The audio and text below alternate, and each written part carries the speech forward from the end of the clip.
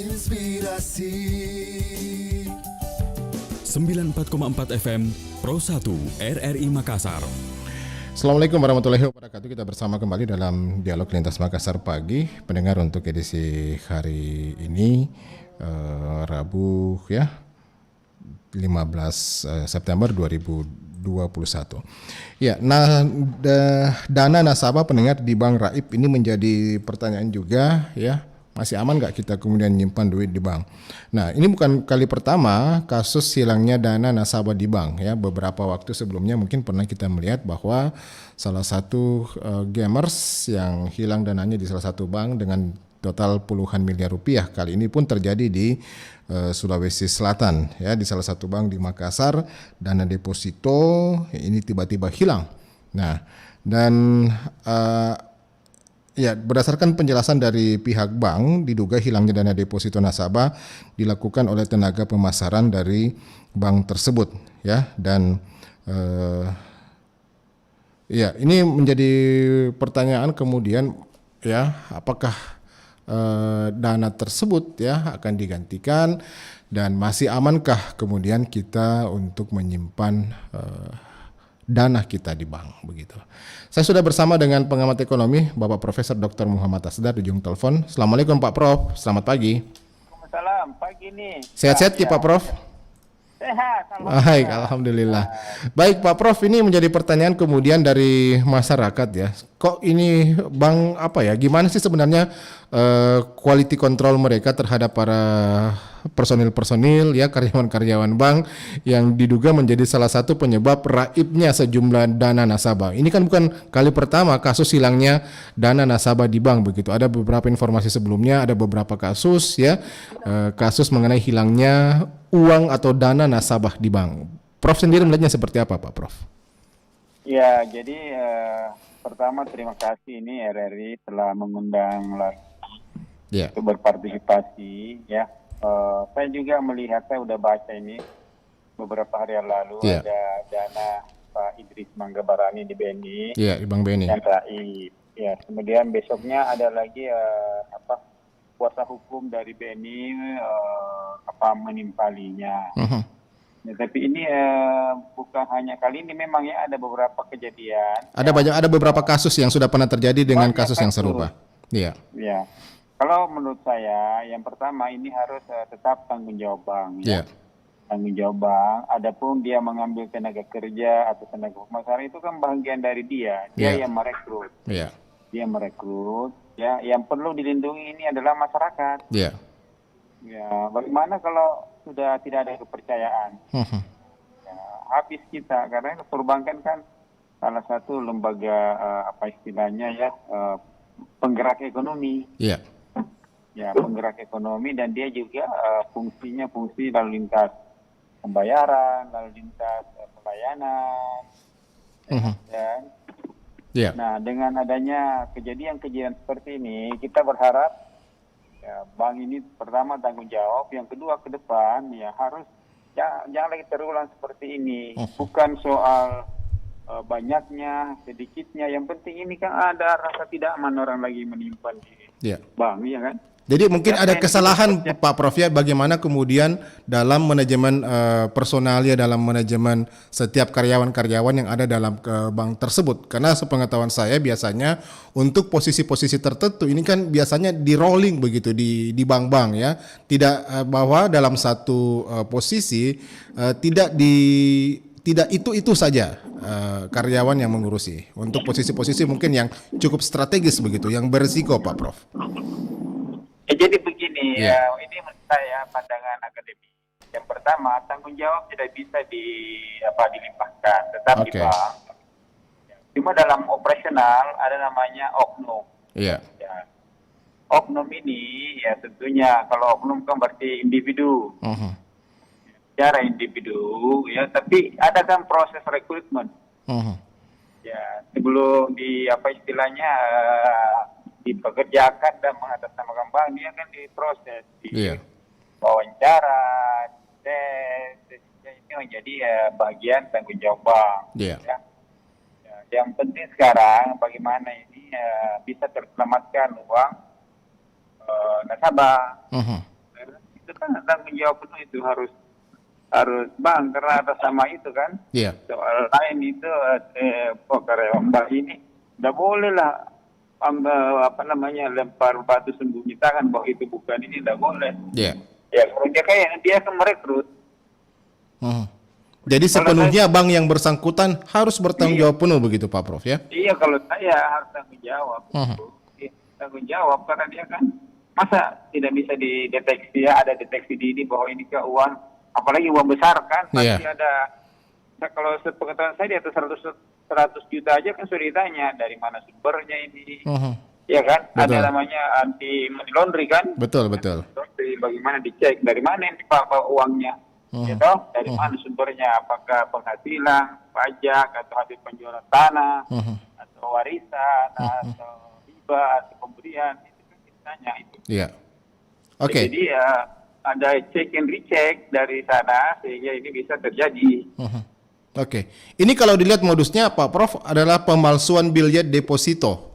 Nah, ini begitu mudahkah kemudian biljet deposito tersebut dipalsukan ya? Karena kan biasanya kemudian ada hal-hal yang harus dilalui ketika ini bank akan mengeluarkan biljet deposito tersebut untuk mengetahui bagaimana keaslian biljet tersebut. Apakah kemudian orang dalam ini bisa kemudian dengan begitu mudah untuk memalsukan biljet deposito tersebut, Pak Prof? Ya itu tidak benar, itu tidak mungkin lah ya. Iya. Jadi saran kita ke depan bahwa ini mekanisme harus betul-betul rapi dan tertata dengan baik, ada berlapis. Ya jangan sampai terulang kembali seperti ini. Hampir tiap saat kita dengar ada lagi di BNI, di BRI, di Bank Mandiri, di mana-mana. Ya di luar yang moral hasar ya, yang sengaja membobol. Iya. Ya, sengaja membobol ini kan niatnya beda ini. Ya kan? Ya, kalau ini ke nasabah kita ini yang dengan niat baik menyimpan dananya, tiba-tiba kok tidak nyampe ke banknya. Tapi tetap menggunakan bank itu, pasti kan dia ke kantornya, menggunakan fasilitas di dalam, masa iya bilang begitu saja baru uang, kan tidak bagus. Oke. Jadi manajemen kontrolnya di sini yang kurang bagus, kira-kira begitu Pak Prof ya? Mengapa kemudian orang... Benar, pendapat itu, kontrolnya yang tidak bagus. Iya. Jadi memang pihak perbankan mungkin harusnya lebih memberikan kontrol yang ekstra begitu kepada setiap karyawan-karyawan mereka, karena ini bukan kasus yang pertama kali terjadinya kasus pembobolan dana nasabah. Beberapa waktu lalu Bank Sulsel pernah mengalami di Bulukumba, di Pasangkayu. Ini kan kasus yang berulang kali terjadi begitu di sektor perbankan. Ini kan salah satu jenis kejahatan perbankan begitu. Nah, bagaimana kemudian antisipasi yang perlu dilakukan oleh pihak perbankan supaya kasus-kasus seperti ini tidak terulang begitu? Apakah hanya sebatas pada manajemen kontrol saja, ataukah perlu ada sistem yang lebih baik lagi diterapkan di perbankan untuk lebih menjamin keamanan dana nasabah yang ada di dalam begitu, supaya tidak disalahgunakan oleh para oknum-oknum karyawan bank? Betul. Itu perlu itu. Sistem manajemen kontrol diperbaiki, kualitas perekrutan individual diperbaiki, ya kan? Dan deteksi dini hal-hal yang memungkinkan tidak.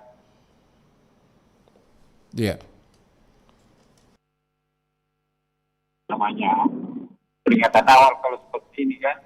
Tapi setahu saya kalau perlakuan khusus itu kan di atas 1 miliar itu kan perlakuan khusus. Ada perlakuan khusus Pak Prof ya? Iya, artinya orang bank langsung itu istilahnya orang lama, senior.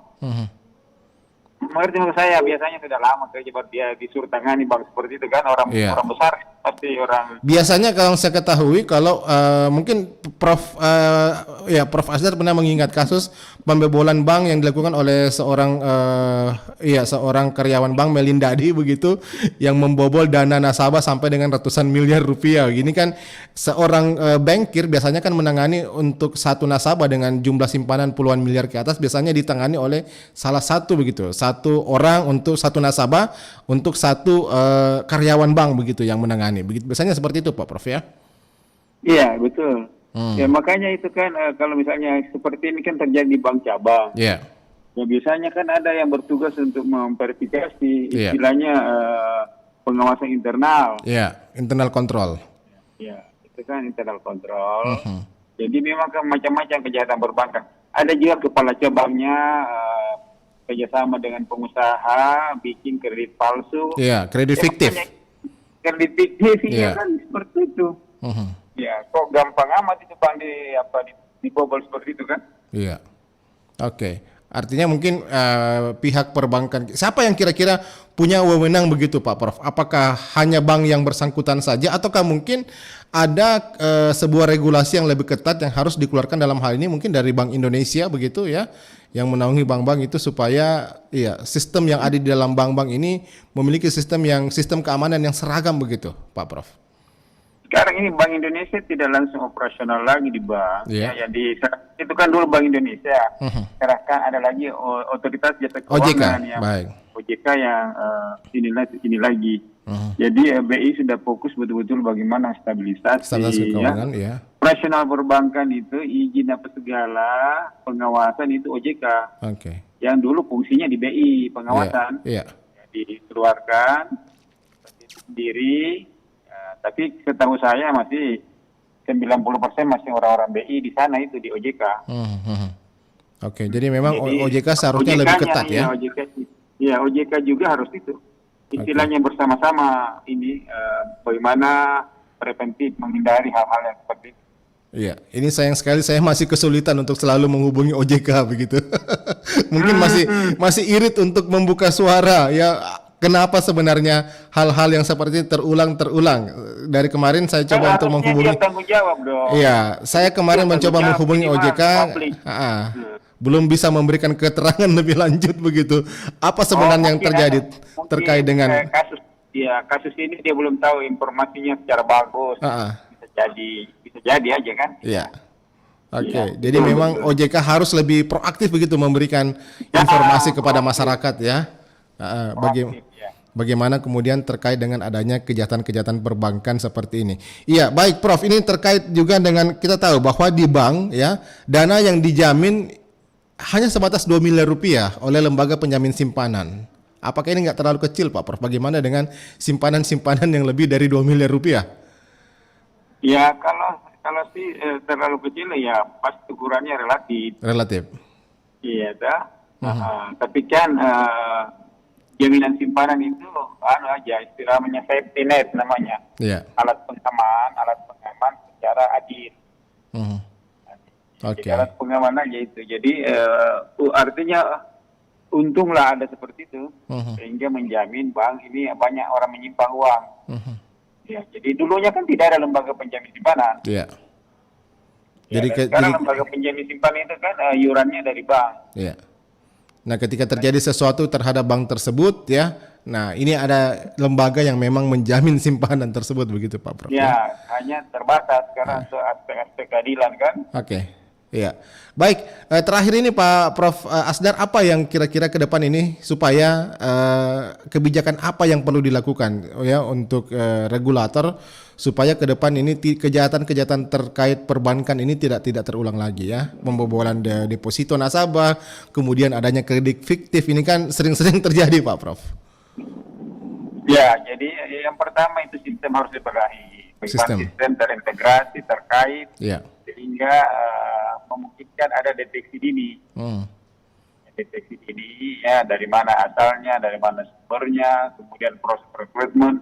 Pokoknya harus pendekatannya komprehensif ini, tidak bisa satu, tidak bisa parsial. Ya, tidak bisa parsial, harus komprehensif. Bagaimana OJK, bagaimana bank, bagaimana juga nasabah.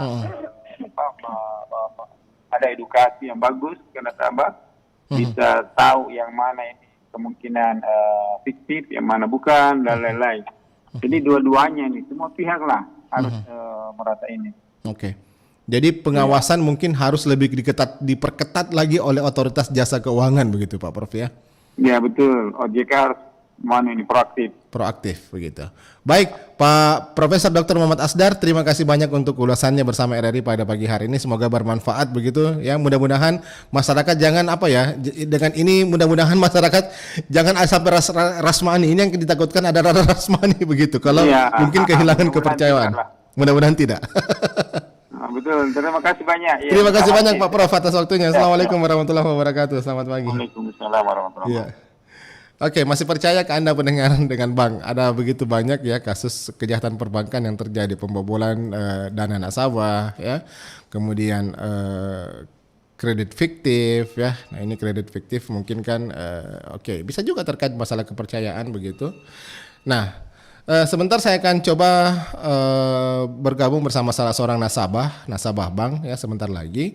Tetap bersama kami, Dialog Lintas Makassar Pagi. Kanal Inspirasi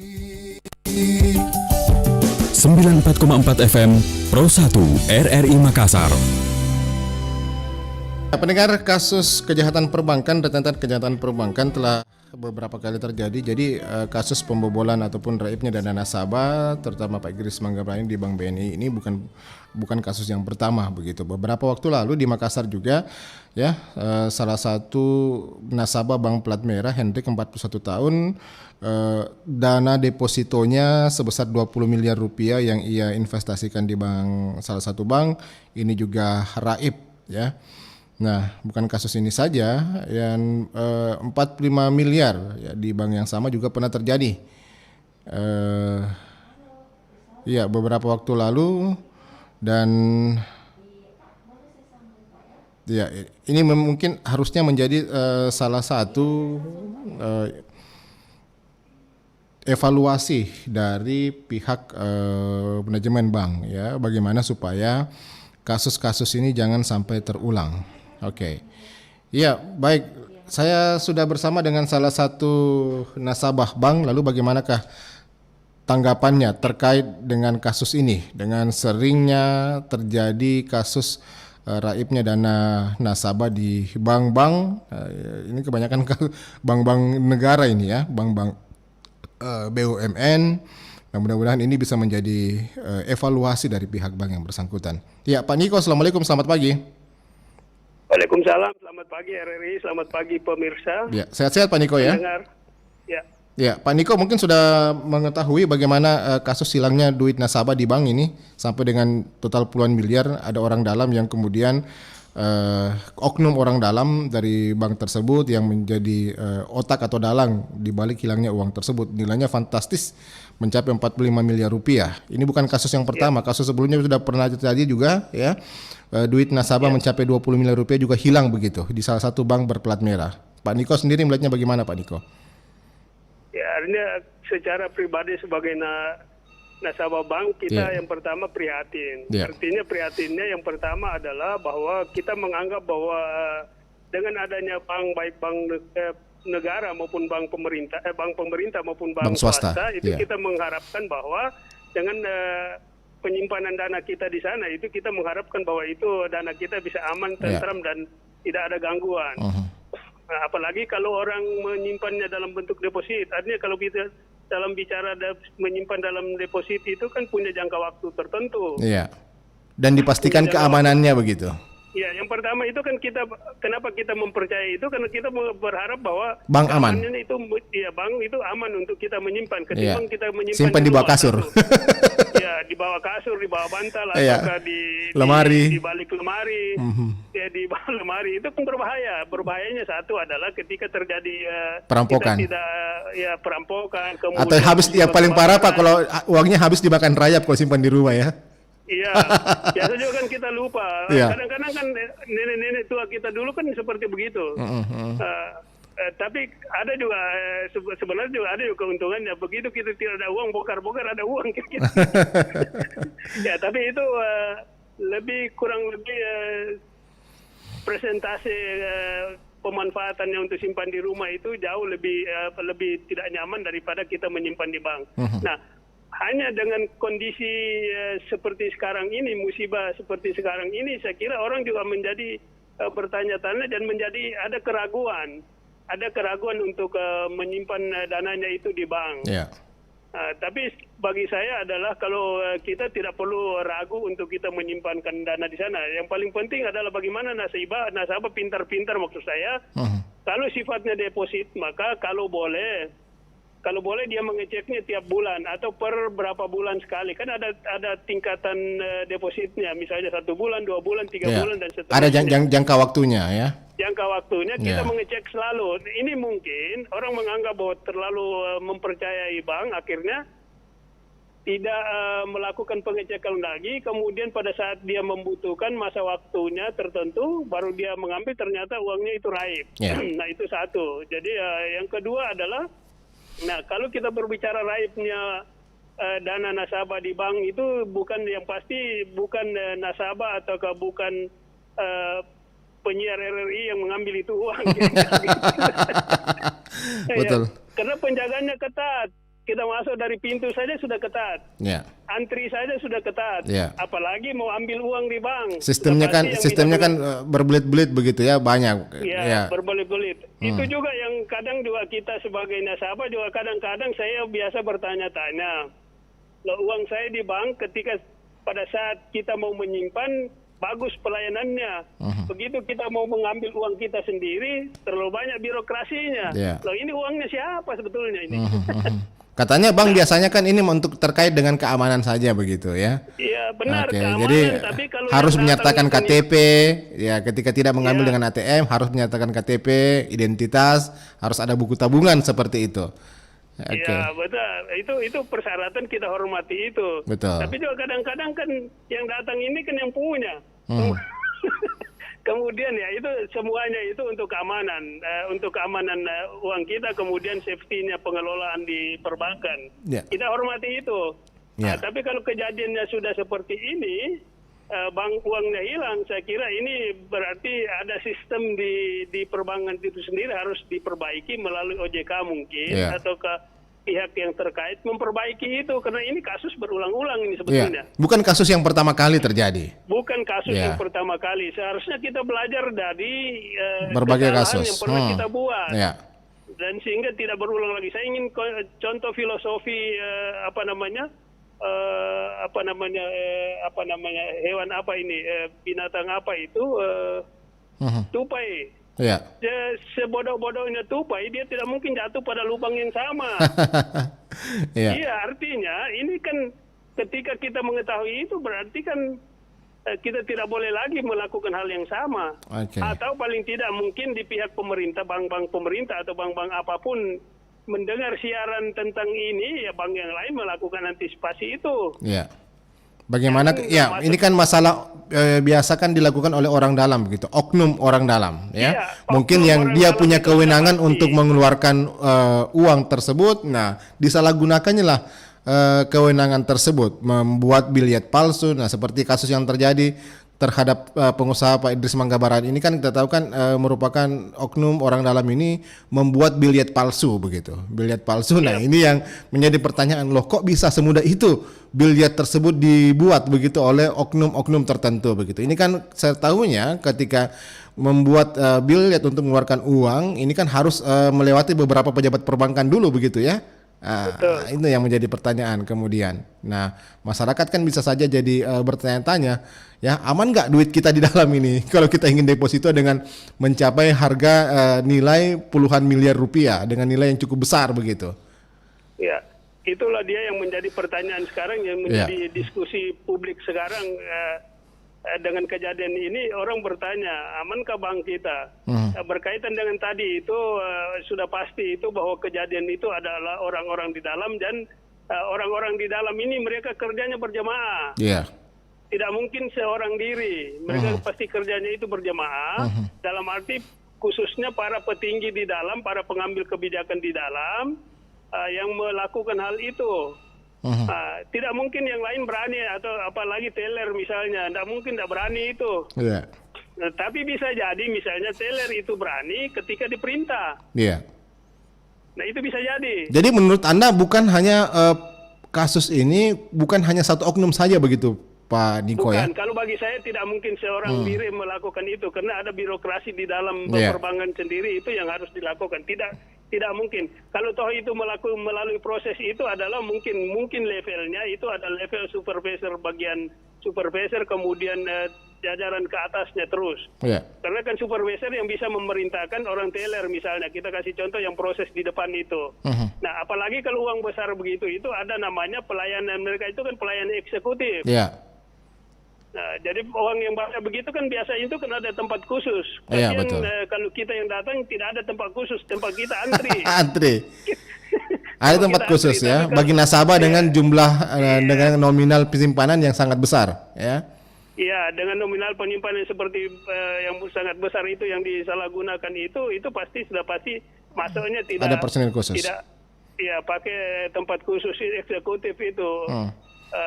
Sehingga kalau bagi saya itu tidak seorang diri itu. Makanya ini kita berharap supaya Ya. nasabah itu kembali lebih mempercayai. Kita dorong, Ya. kita dorong aparat pemerintah, kemudian kita dorong aparat terkait untuk mengusut tuntas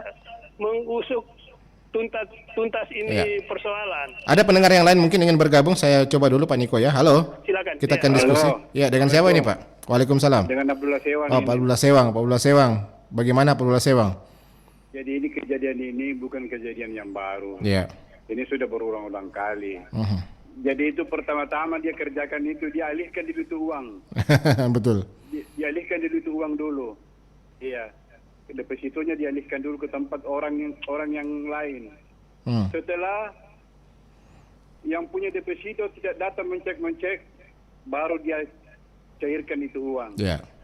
Itulah kisahnya. Jadi kalau saya tanya Abdullah Sewang sekarang, mungkin kalau ke depan punya rezeki dapat duit sampai dengan puluhan miliar, masih berani enggak deposito di bank lagi nih Pak? Sebelum saya jawab itu, saya sudah pernah terjadi hal yang demikian. Oh, sudah pernah mengalami? Sudah pernah terjadi. Di mana? Bukan jika nasabah Kospin atau KSU milik bersama? Ya? Bukan jika nasabah Kospin atau KSU milik bersama? Oh, bukan.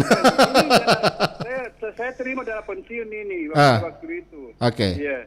Jadi saya deposito. 1 bulan kemudian saya cek. Untung per bulan saya deposito kan uang. Iya, jangka waktunya 1 bulan. Iya. Iya. Saya tanyakan saya punya bunga. Sudah berapa bunganya saya? Bunga apa yang ditanya ini Pak? Bunga deposito saya sudah masuk kan? Tidak ada. Uangnya Bapak tidak ada. Kenapa bisa? Wah. Oke. Saya melangkah ke kotak yang lain, tempat yang lain. Iya. Ya, ruangan yang lain. Kenapa bunga deposito saya pertanyakan, kenapa deposito saya tidak ada? Iya. Memang uangnya Bapak tidak ada, Bapak sudah alihkan. Alihkan kemana? Atas nama ini. Wah, ini tidak benar ini. Iya. Saya minta bicara sama pimpinan. Saya mau bicara sama pimpinan. Dia bilang, tunggu dulu Pak. 1 jam kemudian dia bilang, iya uangnya Bapak ada kembali. Jadi begitu caranya itu. Kalau itu uang dibiarkan akan hilang. Tetapi kalau kita desak, kembali itu uang. Oke. Jadi kalau kita pasrah saja, uangnya pasti akan hilang. Iya, kalau dibiarkan deposito itu enggak dipeduli. Tetapi kalau kita desak terus dari karyawan biasa sampai ke pimpinan, itu uang akan terungkap dan kembali. Karena itu tidak gampang diambil di bank. Kalau mau ambil seketika tidak. Ketika ada kasus seperti ini, kan contoh kasus Pak Abdullah Sewang ya, pernah mengalami hal yang seperti ini. Ketika mengecek saldo ya bunga deposito di bank, kemudian pihak bank mengatakan dana Anda kosong. Nah, ini harus di follow up begitu Pak ya. Harus diikuti. Kenapa bisa hal seperti itu? Enggak pasrah, jangan pasrah. Itu harus saya langsung ke kamar-kamar. Iya. Saya bilang, maaf saya punya uang bisa hilang. Tidak pernah saya alihkan ke orang lain. Atau kalau perlu langsung lapor polisi. Iya, jadi memang desaka terus bank itu. Oke. Akan uangnya yang punya bank, yang punya nasabah itu akan kembali itu. Oke. Desak terus. Iya. Baik. Desak terus. Tidak mungkin ini pekerjaan orang dalam ini.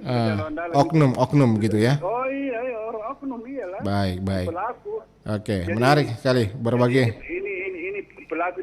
Contoh kasus ini Pak Abdullah Sewang pernah mengalami juga hal seperti ini ya. Saya sudah pernah mengalami. Baik. Iya. Baik. Terima kasih informasinya Pak Abdullah Sewang. Ya, sudah pernah hilang uangnya Pak Abdullah Sewang, tapi karena Pak Abdullah Sewang proaktif ya, mungkin mencari tahu kenapa dananya bisa hilang. Nah, sampai kemudian pihak bank memang harus ya memberikan penjelasan kepada nasabah ketika tiba-tiba uang nasabah tersebut teralih tanpa kemudian nasabah pernah merasa mengalihkan uangnya ke pihak yang lain. Gimana mungkin Pak Niko? Ya, Itu yang contoh saya kasusnya katakan begitu tadi, ya. Pak, Ya. RRI yang saya katakan tadi bahwa tidak mungkin itu dia melakukan seorang diri, sehingga motifnya itu seperti yang salah satu diberi contoh tadi itu sama Pak Abdullah Sewang tadi. Jadi motifnya itu kan, nah langkah yang pertama dia lakukan itu menurut hemat saya adalah langkah coba-coba dulu ini. Iya. Jadi eksperimen dulu dia lakukan, eksperimen untuk melakukan niat-niat jahat itu. Jadi ketika dia melakukan itu, dia mencoba itu, kemudian pemiliknya itu tidak Masa bodoh. Mengeceknya, maka dia akan berproses terus. Artinya dia menganggap bahwa itu aman. Nah, makanya tadi dari awal tadi saya mengatakan bahwa ketika itu kita merasa memiliki atau menyimpan itu, maka kita harus berjenjang untuk mengecek itu. Atau paling tidak kita mengeceknya melalui mobile banking dan seterusnya. Sehingga kita bisa mengetahui setiap saat, setiap hari misalnya. Atau yang kedua, kita boleh mendaftarkan nomor handphone kita untuk kita mencek segala. Saya selalu melakukan transaksi saya itu melalui mobile banking. Dengan melalui mobile banking kita bisa melakukan pengawasan secara dini. Kira-kira kenapa uang ini bisa keluar, kenapa uang ini walaupun hanya setiap bulan itu ada pemotongan-pemotongan yang sekian rupiah saja, itu pasti ada laporannya. Itu salah satu. Mungkin juga kalau saya tidak tahu kalau persoalan deposito itu apakah seperti ada atau tidak, itu saya belum mengetahui itu. Tapi saran saya, kalau misalnya ketika kita lakukan itu boleh kita diskusikan untuk mengecek itu, sehingga kita boleh, zaman sekarang ini kan bisa kita mengawasi secara jarak jauh itu apa perbankan, yang menjadi haknya kita. Ya. Kita bisa mengecek setiap saat berapa dana kita di bank, di deposito begitu, di tabungan, di deposito. Tidak, itu kita punya hak ini. Ini kan uang saya. Kemudian hak saya untuk saya memberikan sebagian hak saya untuk dititip di bank, untuk dipercayakan ke bank untuk menjaga uang saya. Lalu kemudian kalau banknya, kepercayaan yang kita berikan itu tidak dijaga dengan baik sehingga terjadi pembobolan seperti itu, berarti ada kelemahan-kelemahan yang harus diperbaiki lagi di perbankan itu sendiri. Jadi sekali lagi bahwa kejadian itu bukan dilakukan seorang diri, tapi itu komplotan-komplotan yang ada di dalam itu. Sampai komplotan itu mereka juga bermain di dalam situ, sampai dengan mereka bermain dengan orang di luar juga. Orang di luar yang saya maksudkan adalah tim yang mungkin mereka punya teamwork, katakanlah seperti itu, yang bermain di ATM itu, pembobolan ATM juga itu, kejadiannya itu bukan orang luar, tapi ex perbankan, ataukah orang-orang perbankan sendiri. Tidak mungkin orang luar seperti saya atau Pak Abdullah Sewang atau RRI yang melakukan pembobolan, itu tidak mungkin. Dan orang pasti tahu di dalam itu titik lemahnya ATM di mana, itu pasti ada. Nah itu teknisinya itu yang paham itu, kemudian dia bekerja sama dengan orang. Saya pernah mendapatkan kasus itu, kemudian saya mencoba untuk menyelidiki, dan mereka mengatakan itu bisa terjadi pembobolan di bank itu dia bisa terjadi itu sekian detik atau sekian menit, itu kurang lebih 1 sampai 3 menit kalau tidak salah, itu orang bisa mengambil uang kita di bank dengan dibuka di dalam. Dibuka di bagian, ada orang dalam yang membuka itu, dan itu waktunya hanya singkat sekali, itu dia bisa keluar uang banyak. Baik, ya. Mudah-mudahan ini bisa lebih apa ya? Pihak bank mungkin harus lebih waspada lagi, atau mungkin bisa lebih teliti lagi terhadap karyawan-karyawannya begitu ya. Ya, apa masukan Pak Niko mungkin selaku nasabah begitu kepada para bank supaya kasus-kasus pembobolan seperti ini tidak terulang lagi di masa datang, Pak Niko? Ya, jadi harapan kita adalah perbaiki sistem yang ada di dalam.